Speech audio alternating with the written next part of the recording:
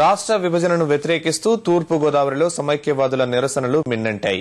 పదవుల కోసం దేశాన్ని రాష్ట్రాన్ని ముక్కలు చేయటం ఘోరమని ఐకాస నేతలు ధ్వజమెత్తారు. జిల్లా వ్యాప్తంగా జరిగిన ఆందోళన కార్యక్రమాల్లో విద్యార్థులు పెద్ద ఎత్తున పాల్గొన్నారు.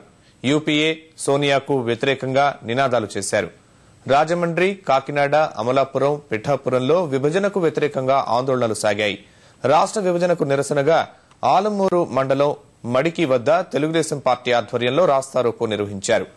అమలాపురంలో మంత్రి విశ్వరూప్ బస చేసిన అతిథి గృహాన్ని ముట్టడించిన ఆందోళనకారులు పరిస్థితి ఉద్రిక్తంగా మారింది. ఆందోళనకారులను పోలీసులు చెదరగొట్టేందుకు యత్నించడంతో ఇరు వర్గాల మధ్య వాగ్వాదం జరిగింది. రాష్ట్ర విభజన ప్రకటనపై నిరసనగా రాజమండ్రి బార్ అసోసియేషన్ వద్ద న్యాయవాదుల రిలే నిరాహార దీక్ష చేపట్టారు. విద్యా వాణిజ్య సంస్థల బంద్ కావడంతో భారీగా విద్యార్థుల ర్యాలీలో పాల్గొన్నారు. కాకినాడలోని నిరసనకారులు కార్లతో వినూత్న ప్రదర్శన చేశారు. విభజనకు వ్యతిరేకంగా ప్రకటన వచ్చే వరకు ఆందోళనలు ఆపబోమని నేతలు స్పష్టం చేశారు. తమ ప్రాంత ప్రజల కోరిక మేరకు పార్టీకి పదవికి రాజీనామా చేస్తున్నట్లు ఎమ్మెల్యే శేషారెడ్డి ప్రకటించారు.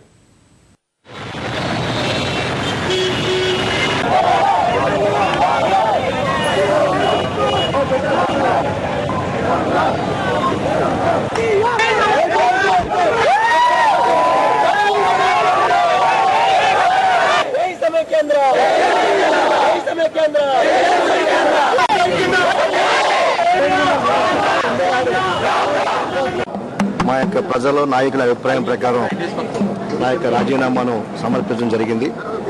సో మేము కేవలం ఒకటే, సోనియా గాంధీ గారిని నేను తప్పుపట్టట్లేదు, కానీ రాష్ట్రాన్ని విభజించే ముందు ఆంధ్రప్రదేశ్ నాయకులతో కూడా మాట్లాడి వారు తీసుకున్న నిర్ణయం పట్ల మా అభిప్రాయం కూడా తీసుకోవాల్సింది. మా ఎంపీల పట్ల, మా యొక్క మినిస్టర్ల పట్ల జరగలేదని చెప్పి నిరసన మేము వ్యక్తం చేస్తున్నాము.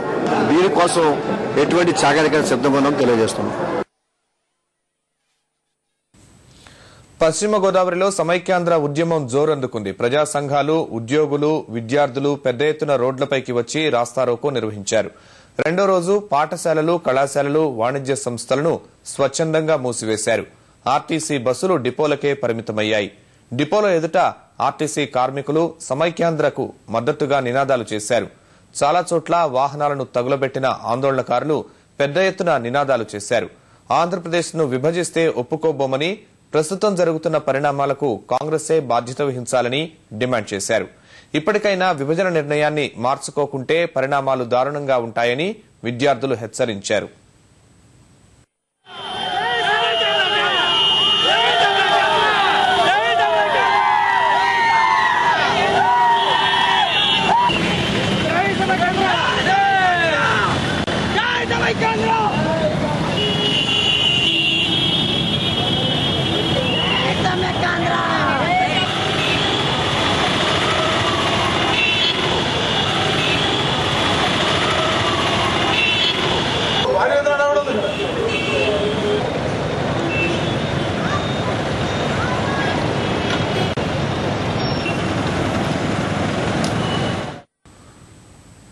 రాష్ట్ర విభజన నిర్ణయాన్ని వ్యతిరేకిస్తూ విశాఖలో నిరసనలు హోరెత్తుతున్నాయి. ఆంధ్ర విశ్వవిద్యాలయంలో విద్యార్థి నేతలు చేపట్టిన ఆమరణ దీక్ష కొనసాగుతోంది.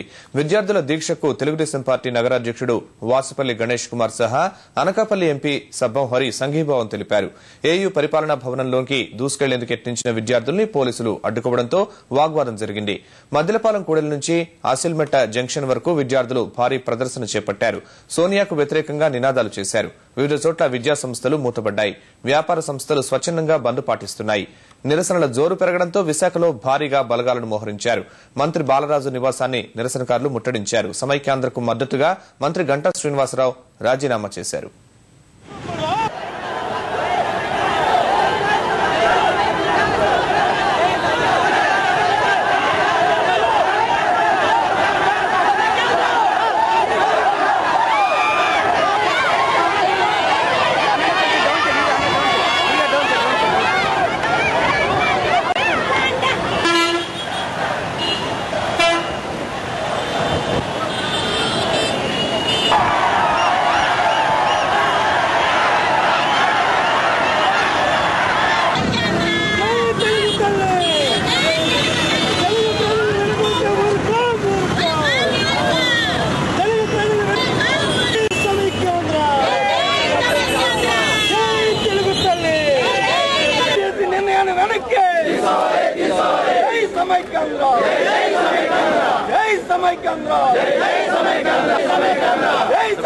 ప్రజాప్రతినిధులంతా రాజీనామా చేయాలి.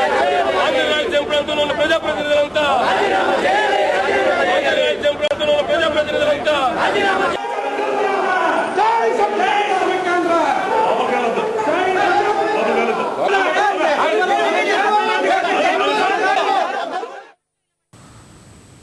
సమైక్యాంధ్రకు మద్దతుగా నెల్లూరులో ఆందోళనలు ఉధృతమయ్యాయి. పెద్ద సంఖ్యలో విద్యార్థులు జాతీయ రహదారిపైకి చేరుకుని వాహనాల రాకపోకలను అడ్డుకున్నారు.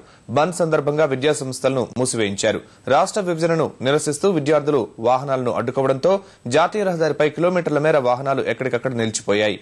వ్యాపార వాణిజ్య సంస్థలు మూతపడ్డాయి. నెల్లూరు వీఆర్సీ కూడలిలో విక్రమసింహపురి విశ్వవిద్యాలయం విద్యార్థులు రాస్తారోకో నిర్వహించారు.